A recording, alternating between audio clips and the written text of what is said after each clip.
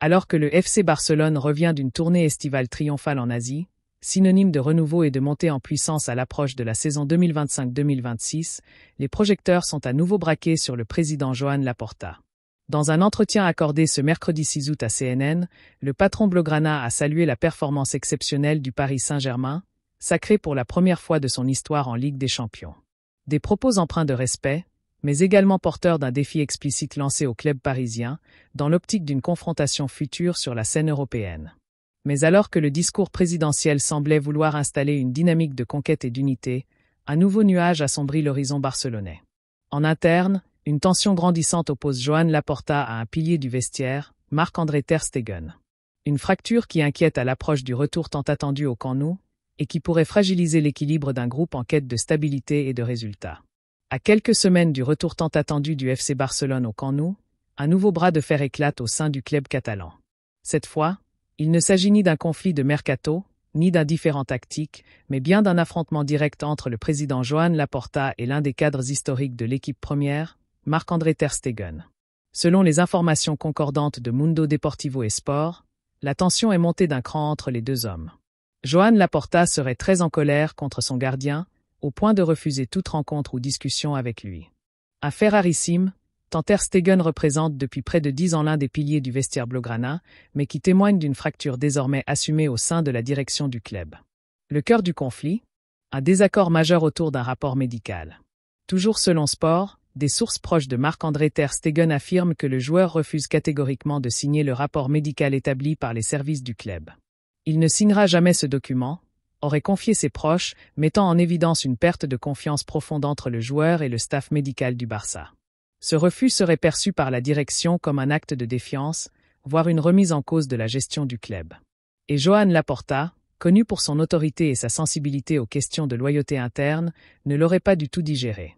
Malgré cette situation explosive et une opération chirurgicale récente, Ter Stegen devrait bel et bien assister à la cérémonie de présentation de l'équipe à l'occasion du traditionnel trophée Joan Gamper.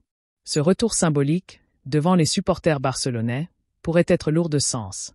Tentative d'apaisement ou démonstration de force de la part du joueur. La réponse reste en suspens. D'un point de vue sportif, cette affaire n'arrive pas au bon moment. Le nouvel entraîneur Hansi Flick, fraîchement nommé pour redonner une identité au jeu du Barça, devra composer avec un climat tendu, où les tensions personnelles peuvent rapidement polluer l'ambiance du groupe.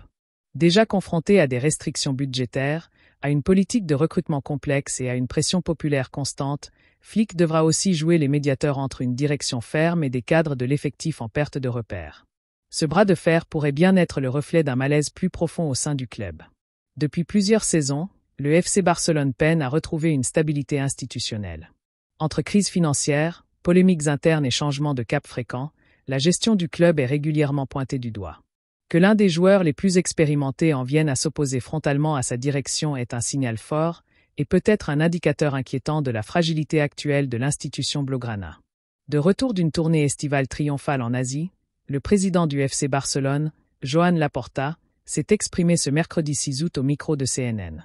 L'occasion pour le dirigeant catalan de dresser un bilan sportif de la saison écoulée, de saluer la performance historique du Paris Saint-Germain, tout en glissant un message fort à l'attention du champion d'Europe en titre. C'est avec un certain fair-play, mais aussi une ambition assumée, que Joan Laporta a commenté la saison 2024 à 2025 du Paris Saint-Germain.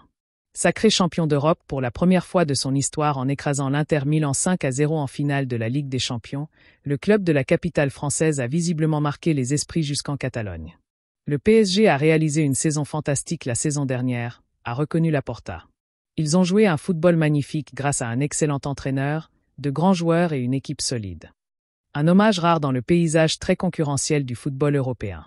Mais cette reconnaissance n'efface pas pour autant un léger regret chez le président blaugrana. En demi-finale de la dernière édition de la Ligue des Champions, le FC Barcelone s'était incliné face à l'Inter Milan, privant ainsi le monde du football d'une affiche très attendue entre le PSG et le Barça. Une confrontation que Laporta aurait rêvé de voir, et surtout de jouer. Malheureusement, nous n'avons pas pu jouer contre eux, a-t-il déploré. C'est un match que tout le monde attendait car je pense que nous étions les équipes les plus compétitives et les mieux préparées la saison dernière. Mais Joan Laporta n'est pas homme à se contenter de regrets. Dans la même déclaration, il a saisi l'opportunité pour lancer un défi clair au Paris Saint-Germain. Le ton reste cordial, mais la détermination est palpable. Nous espérons pouvoir les affronter cette année pour décider de qui est la meilleure équipe. Un message limpide, adressé autant au PSG qu'aux amateurs de beaux jeux.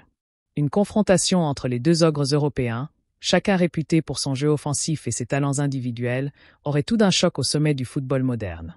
Avec Hansi Flick sur le banc, un effectif renforcé par de nouveaux arrivants et la réouverture progressive du Camp Nou, le Barça semble déterminé à revenir sur le toit de l'Europe. Du côté de Paris, l'euphorie du sacre européen ouvre une nouvelle ère, celle de la confirmation. Si le tirage au sort des prochaines phases de la Ligue des Champions le permet, le duel rêvé entre Barcelone et Paris pourrait enfin avoir lieu. Et cette fois, les deux géants du football mondial auront une occasion en or de régler leur compte, balle au pied. Une chose est sûre, Joan Laporta a lancé les hostilités avec élégance, mais fermeté. Le rendez-vous est pris. Entre ambition européenne affichée et turbulence interne, le FC Barcelone entame la nouvelle saison sur une ligne de crête. Si Joan Laporta multiplie les signaux d'ouverture vers les sommets, comme en témoignent ses déclarations admiratives, mais déterminées, à l'égard du Paris Saint-Germain, le président doit également gérer des tensions sensibles au sein de son propre vestiaire.